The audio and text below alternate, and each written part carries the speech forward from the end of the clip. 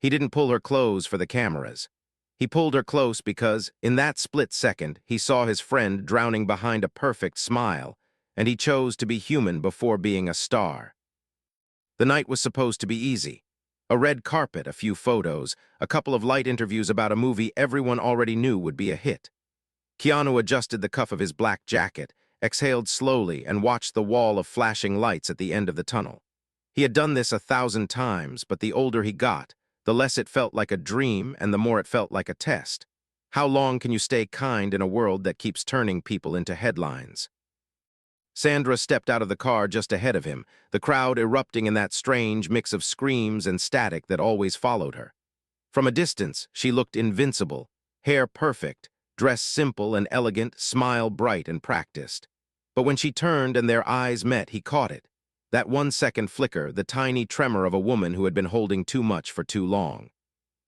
It was in the way her shoulders stayed a little too tight, in how quickly she looked away from the photographers and back to him, like checking for a lifeline before diving into deep water.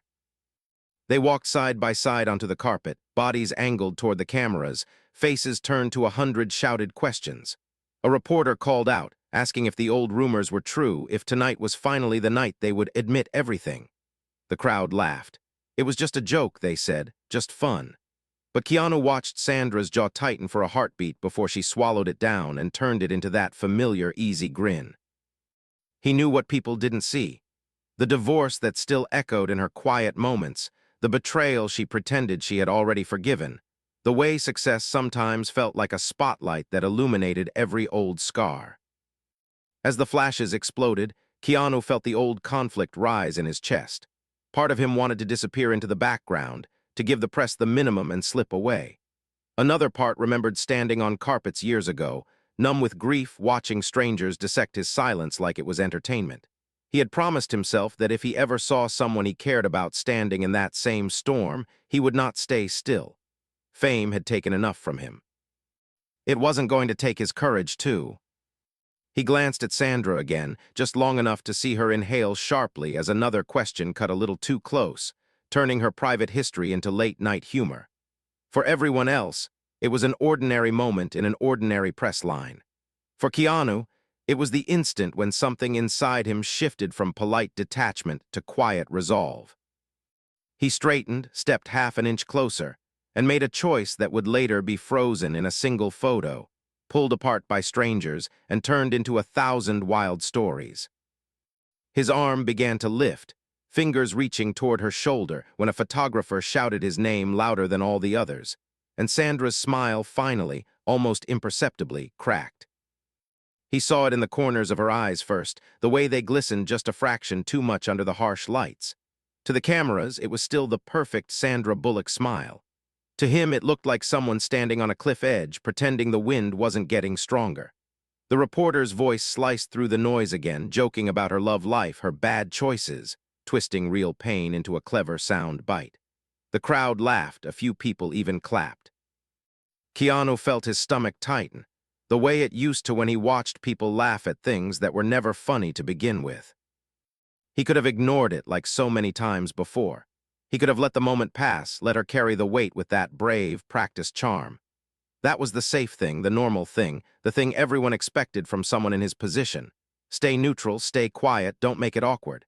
But he remembered the nights they'd spent between takes years ago, eating cheap food on folding chairs, trading stories not as movie stars but as two tired humans. He remembered the way she'd once said, half joking but not really, "Sometimes I think people like my disasters more than my movies." He hadn't had the right words then. Tonight, he didn't have perfect words either, but he had something else, action. His hand finally reached her shoulder with a soft, steady pressure, the kind you use to remind someone, "You're not alone right now." She glanced up at him, startled for a breath, and in that instant her mask slipped just enough that he could see the truth. Behind the flawless makeup and professional poise was a woman still learning how to trust the ground beneath her feet again. Her eyes searched his, asking silently, "Is it okay if I'm not okay?" And his answer came without sound, "Yes, with me it is." He didn't pull her dramatically, didn't perform some grand, rehearsed gesture. He simply shifted his weight, turned his body just enough so that his arm could wrap around her shoulders and draw her closer into his side. It was a small movement, but it felt enormous to her. Suddenly, she wasn't standing alone in front of the firing squad of questions. She had a shield. His presence, calm and grounded, created a barrier between her and the jokes that cut too deep. Cameras clicked faster, shouts grew louder, but inside that narrow space between their bodies, there was a pocket of quiet safety. Sandra let her head tilt the slightest bit toward him, not enough to look weak, just enough to borrow his strength for a moment. She felt his hand tighten, almost imperceptibly, the way you steady someone walking across an uneven bridge. Part of her wanted to lean all the way in, to stop pretending she was made of steel, to admit that the last few years had left cracks she still didn't know how to fix. Another part of her, the part that had survived by being funny and tough and untouchable, whispered, "Don't show too much. Don't give them something new to tear apart." While that war raged inside her, the outside world kept spinning. A nearby journalist whispered to another, pointing at their closeness, already framing a new headline in their head. A fan in the barricade gasped and grabbed her friend's arm, convinced she was witnessing proof of a secret romance. Somewhere further back, a publicist shifted nervously, calculating what this image might become by morning. No one in that crowd seemed to consider the simplest explanation, that this was what quiet kindness looked like when the world was watching. Keanu leaned down just a fraction, his voice low enough that only she could hear. "You good?" he asked, not as a co-star, not as a man chased by rumors, but as a friend who knew the cost of pretending. The question pierced through her defenses more than any joke or headline ever had. For a heartbeat, she felt the sting of tears push against the back of her eyes, a wave of emotion she did not have permission to show here. Her instinct was to laugh it off, to answer with a joke, to keep the performance going. But the sincerity in his face, the patience in his eyes, broke something open inside her. Just a crack, just enough to let the truth breathe. She inhaled slowly, forcing a tiny smile back into place for the cameras, and gave the smallest nod, one that said, "I'm trying, and thank you, and please don't let go yet," all at once. Keanu straightened, but he didn't move his arm. If anything, his grip grew a fraction more protective, his body angling slightly more between her and the most aggressive voices. The photographers saw it and infected each other with excitement. The flashes became a storm. To them, they had just captured a romantic moment. To her, it felt like someone had finally stepped into the storm with her instead of just watching from the doorway. As they turned to face another barrage of questions, Sandra caught a glimpse of herself in a screen set up nearby, a live feed of the carpet. There she was, tucked under his arm, looking up at him with an expression she hardly recognized. Vulnerable, almost soft, almost relieved. The image startled her.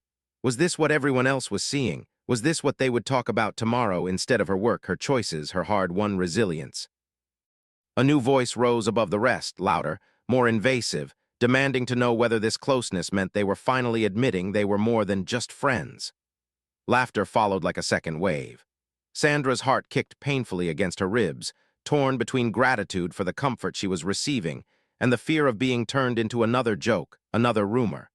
For a split second, she considered stepping away, putting space between them, reclaiming the safe distance of professionalism.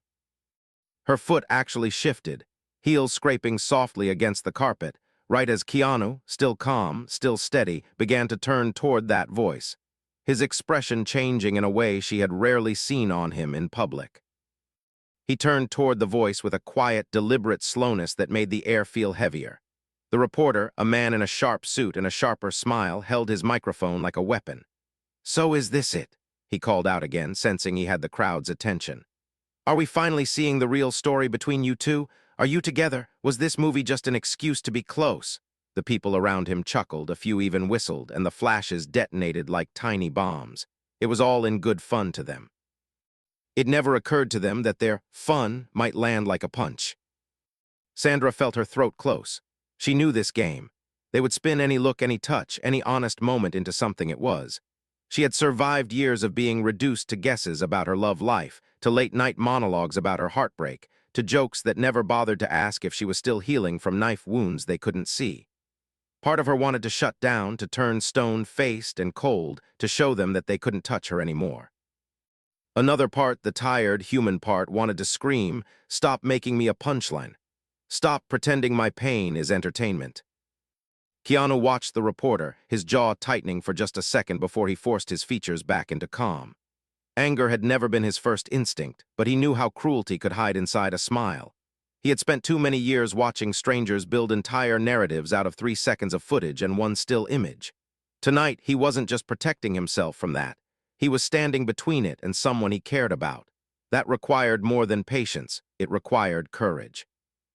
And not the loud, dramatic kind, the quiet, stubborn kind. He leaned a little closer to the mic line, keeping Sandra tucked securely under his arm, and spoke with that low, steady voice the world recognized. "We're here because we worked hard on a story we love," he said, eyes fixed on the reporter, not hostile but unflinching.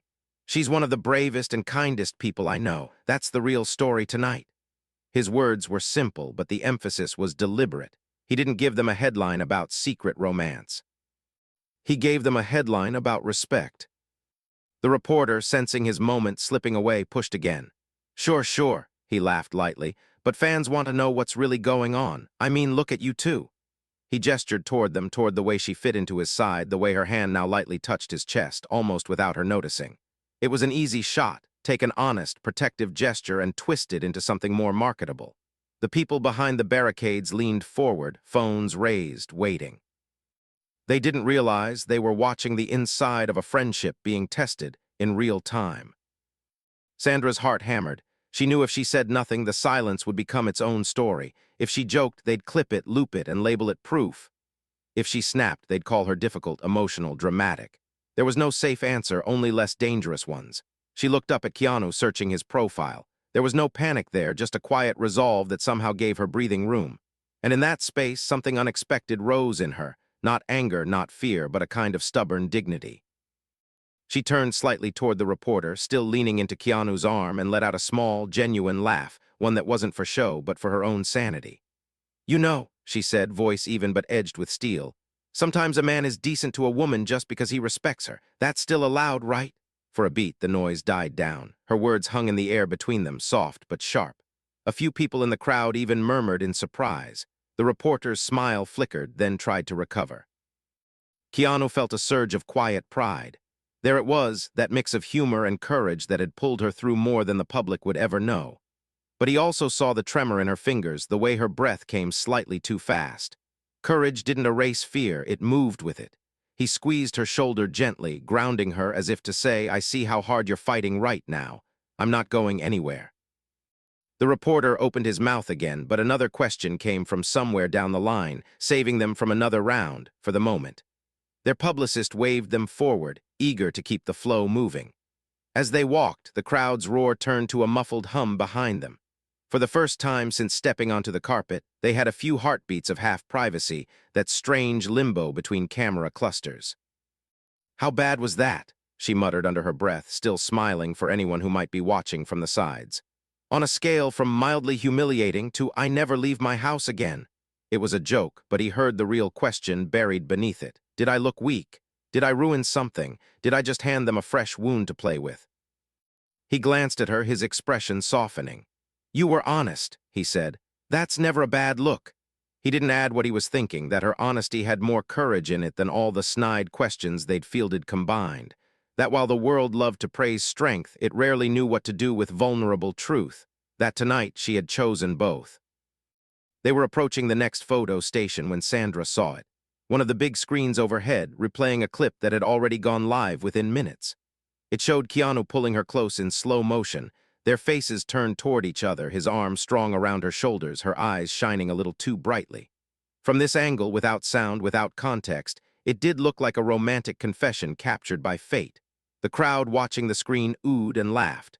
Phones raised higher. Someone shouted, "We knew it."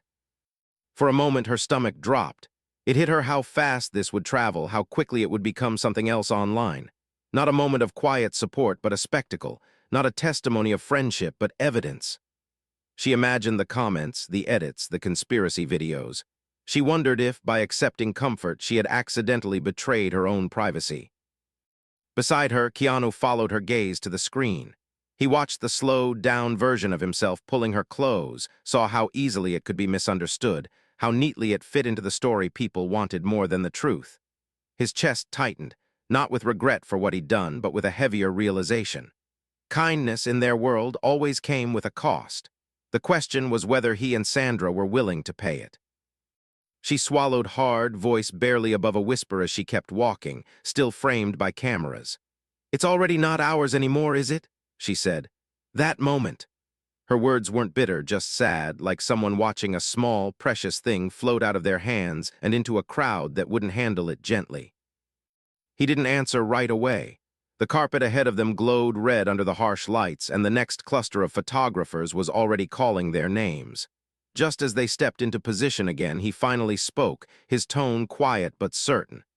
"They can take the picture," he said. "They don't get to define what it meant." She wanted to believe that. She wanted to believe that the truth of what had passed between them, one human seeing another human on the verge of breaking and choosing to step closer instead of away, was stronger than whatever stories would follow. But as the next wave of flashes hit them, brighter and more intense than before, she felt a new kind of conflict twisting inside her. Because while the world was busy celebrating what they imagined was a secret love story, Sandra knew that something far more complicated was happening in her heart. Something she had not expected, and was suddenly, terrifyingly, no longer sure she could ignore. He felt it shift before she ever said a word. The way her body relaxed just a fraction more into his side, the way her laughter came a little easier now, even if it was still edged with nerves. Between photo stations, between the bright blasts of light and the shouted questions, there were these thin, fragile moments where it was just the two of them, breathing, walking, existing as more than silhouettes on a screen. In those slivers of quiet, something unspoken moved between them, older than the rumors, older even than this movie. Neither of them quite dared to look at it directly. They finished the last round of photos, posed for the final wide group shot, and were finally guided off the main carpet and into the relative dimness of the backstage corridor. The air was cooler there, the echo of the crowd reduced to a muffled roar behind the walls. Assistants hurried past with headsets and clipboards, but for a few steps no one bothered them. Keanu loosened his hold, letting his arm fall from her shoulders, careful, almost reluctant. Sandra immediately missed the weight of it more than she wanted to admit. "See," he said softly, offering a small, sideways smile. "Survived." It was a simple word, but she heard everything inside it. You didn't break. You held your ground. You're allowed to be human and still make it through. She nodded, running a hand through her hair, trying to shake off the adrenaline that still throbbed in her veins. "Barely," she answered. Then, after a beat, she added, "Thank you for all of that out there." Her voice almost cracked on the last part. Gratitude and embarrassment tangled together, pulling at old threads she had carefully tied off. He shrugged lightly.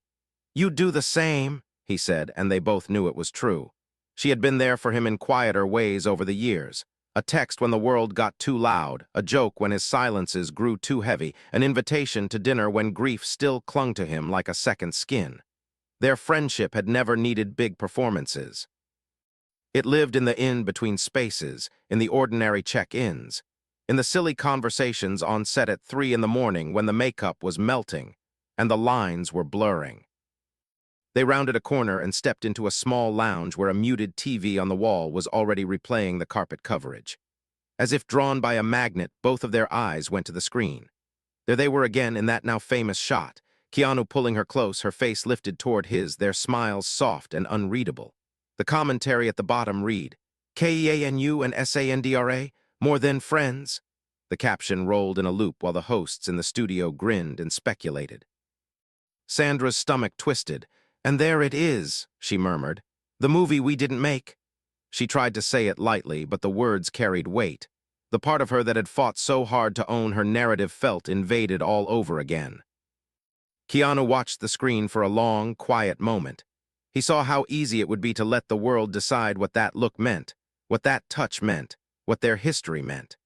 But he also knew something the cameras didn't, that every meaningful relationship in his life had been shaped, not by what people assumed, but by what he chose to say and do when no one else was in the room. He turned away from the TV and looked at her directly. "What do you see when you look at that?" he asked gently. It wasn't a casual question. It was an invitation and a risk. She hesitated, eyes flicking back to the frozen image. "Honestly," she said. I see a woman who's tired of pretending that getting hurt didn't hurt, and a man who keeps reminding her she doesn't have to carry that alone. She let out a breath she didn't realize she'd been holding. And I see two people who are about to spend the next month saying, we're just friends, into every microphone on Earth. He smiled at that, but there was something more serious beneath it. Is that what we are? He asked. The question wasn't flirtatious, wasn't a setup for a joke. It was quiet, almost careful, like putting a fragile object down on a table and stepping back to see if it would stay standing. Her heart stuttered. This was the thing she hadn't wanted to name. The thing that had started as a tiny spark years ago on some night shoot, when he'd made her laugh so hard she forgot how lonely she was. The thing that had grown in the spaces between projects, in text threads about nothing and everything. Tonight, under the weight of his arm and the scrutiny of the world, it had flared up again, refusing to be ignored. She could have dodged, she was good at that. She could have made a joke, could have said, of course, and kept everything neatly labeled, safely contained. But the courage she had found on the carpet hadn't faded yet. It was still there, shaking but present. She took a slow breath. I don't want to lose you, she said instead. Not to gossip, not to whatever this is. You're one of the few people in this whole circus who feels real to me. I'm scared that if we call it something else, the world will eat it alive. Her eyes shone again, but this time she didn't look away. He absorbed her words, letting the silence do some of the work. He understood the fear. He lived with his own version of it every day, the fear that opening his heart would only give the world another weapon, another angle, another story that had nothing to do with the truth. But he also understood something else, something hard-won. Kindness, real connection, always carried risk. The point wasn't to avoid it. The point was to decide who was worth risking it for. You're not going to lose me, he said quietly. Not to their stories, not to this. He gestured vaguely toward the TV, toward the invisible online swarm already building its theories. What we are, that's ours first, whatever name we give it or don't give it. She studied him, searching his face for doubt, for hesitation, for the small tells that would confirm her worst anxieties. Instead, she found only the same thing she'd seen on the carpet when he pulled her close: steadiness. Not a promise to make everything easy, but a promise to stand there even when it was. So what do we do? She asked. Just carry on like nothing changed? Let them write all their fan fiction and keep pretending we're not feeling things? The last words came out half laugh, half confession. Saying them felt like stepping out onto a thin ledge. He thought about it, really thought about it. We tell the truth, he said. Not their truth, ours. We tell them we're not a scandal, we're not a plot twist. We're two people who care about each other, who show up for each other. If they want to romanticize kindness, that's on them, but we don't stop being kind because someone might misunderstand it. His answer wasn't the dramatic declaration some part of her, very deep down, might have expected. It was something quieter, and in its own way, braver. He wasn't using this moment to turn friendship into a public romance. He was using it to defend the idea that deep, committed care didn't have to fit inside the neat boxes people preferred. She felt something loosen inside her. Relief, maybe, or the realization that love, whatever shape it took, didn't have to be performed to be real. It could be a steady arm on a red carpet, a soft question in the middle of chaos, a refusal to let the world define what they had. Later that night, after the premiere, after the interviews and the photos and the jokes on social media, the internet did exactly what they knew it would do. Clips of the moment went viral. Threads exploded with theories. They'd been secretly together for years. They were finally admitting it. This was just publicity. This was fate. This was proof. Strangers dissected the angle of his hand, the curve of her smile, the distance between their faces. Keanu and Sandra sat in a quiet hotel room, side by side on a sofa, watching a few of the clips before finally turning the TV off. The room felt different in the absence of noise, still, almost sacred. They didn't try to correct every misconception flooding the world. They didn't rush to make a statement or define their relationship in a way that would satisfy millions of curious strangers. Instead, they did something far more radical in their world. They talked honestly, they listened carefully, and they agreed on the boundaries that would protect what they had. They chose humility over spectacle, patience over impulse, and the slow, steady work of showing up for each other over the easy thrill of giving the world a headline. In the months that followed, fans kept arguing over what really happened when Keanu pulled Sandra close. Articles continued to speculate. Compilations of their red carpet moments racked up millions of views. People saw what they wanted to see: longing, romance, destiny, publicity. But the truth was quieter and far more powerful. What really happened was that, for a few seconds on a brutal, glittering night, a man noticed his friend was hurting behind her practiced smile and chose to act with courage and tenderness, fully aware of the cost. What really happened was that a woman, used to surviving alone, allowed herself to lean on someone without turning it into a punchline. What really happened was an act of kindness in a world that preferred drama, an act of loyalty in a business built on temporary alliances.